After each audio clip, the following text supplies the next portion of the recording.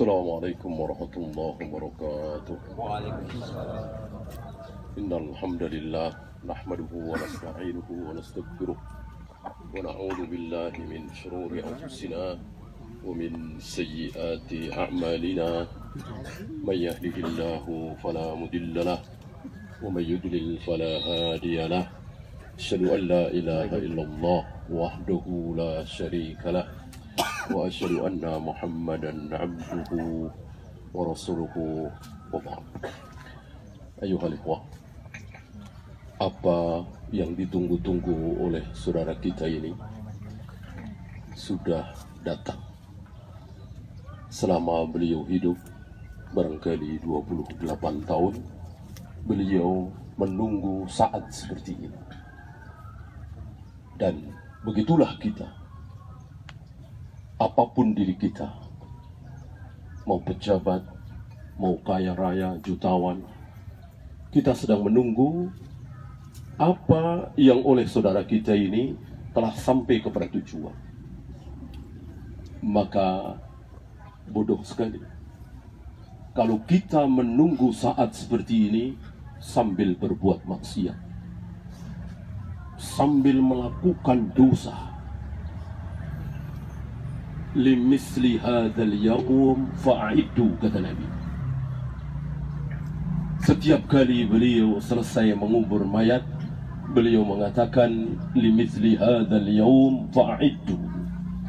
Untuk hari seperti inilah hendaklah kalian bersiap-siap. Lihat kita mempersiapkan diri untuk hari tua, nimang cucu, ya, jadi wali kota, jadi gubernur 2019 ini itu. Padahal sebetulnya yang sedang kita tunggu-tunggu adalah saat seperti ini. Dan inilah nasihat.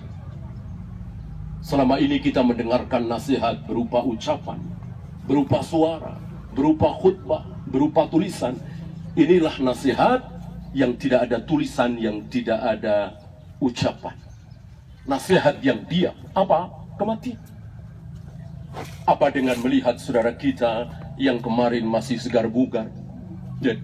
Bahkan kemarin pagi saya masih lihat di majelis saya, bahkan janjian dengan sebagian ikhwan untuk ketemu malamnya, berarti nanti malam di Masjid Utsman. Tapi itulah rencana.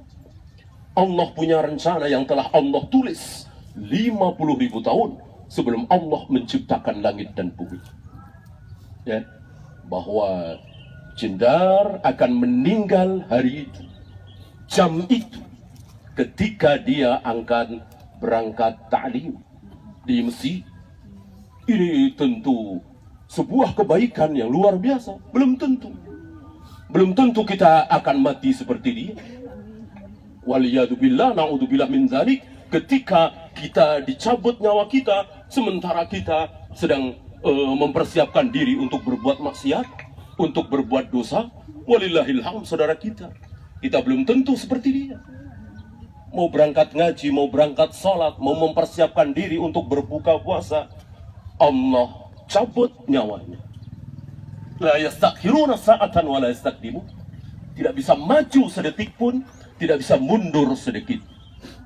Maka barangkali di antara kita masih ada yang makan riba, di antara kita masih ada yang bekerja di tempat maksiat, di antara kita masih ada niat untuk berbuat dosa. Ini saatnya untuk dibatalkan. Kita sedang dinasehati. Melihat nasihat seperti ini tidak bergeming, masih berbuat maksiat, apa yang bisa diharapkan? Ini nasihat yang luar biasa, bahwa sudah saatnya kita berhenti dari maksiat. Seandainya kita masih berbuat maksiat. Dan khusus kepada keluarga, jangan sekali-kali kematian ini diratapi. Dosa besar, Allah paling murka melihat orang yang meratap niyahah. Jangan ada kalimat, coba dia tidak membuka pagar itu, coba dia tidak sendiri, coba pagar itu lebih kuat. Ini berbau ratapan. Tidak bisa. Mau rapat kayak apa, mau dia bersepuluh, berlima belas, kalau ajal sudah datang, Tadi la yastakiruna sa'atan wa la yastakdimun. Tidak mungkin bisa maju, tidak mungkin bisa minum. Itu cuman lantaran, cuman asbab. Maka jangan pernah diratapi. Nah, termasuk ratapan, kata para sahabat, murid-murid Nabi Sallallahu Alaihi Wasallam, al-istima'u indal mayyit kunna na'udduha niyaha. Berkumpul-kumpul dalam rangka kematian, sementara kumpul-kumpul itu bukan untuk memandikan, bukan untuk mensolati, bukan untuk menguburkan seperti ini, tapi masih kumpul-kumpul. Itu para sahabat sepakat, itu ratapan jahiliyah. Jangan dilakukan. Jangan dilakukan. Itu mengulang-ulang kesedihan. Sudah, lupakan. Kita jadikan pelajaran. Ya.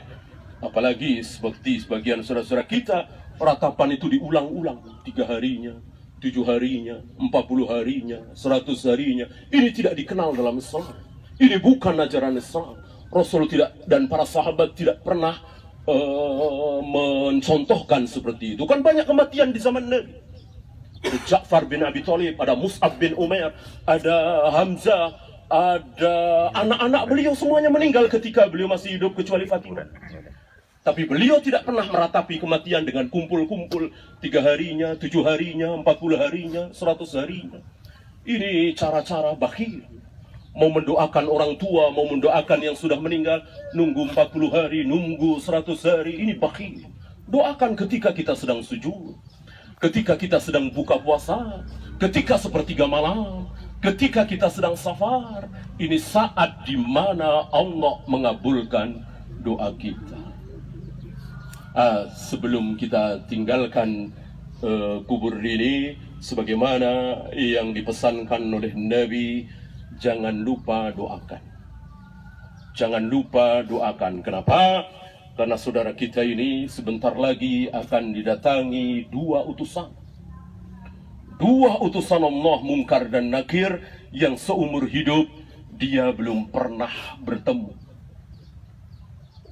Maka Nabi memohon kepada yang masih hidup untuk membantu. Inilah hebatnya kaum muslimin. Saling menolong, saling membantu, bukan hanya ketika masih hidup. Sudah mati pun kita masih bisa menolong. Dengan apa? Dengan doa. Nabi contohkan, Allahumma gfir lahu, Allahumma sabbithu. Allahumma gfir lahu, Allahumma sabbithu. Allahumma gfir lahu, Allahumma sabbithu. Ya Allah, ampuni dia, tenangkan dia, sabitkan dia. Kenapa?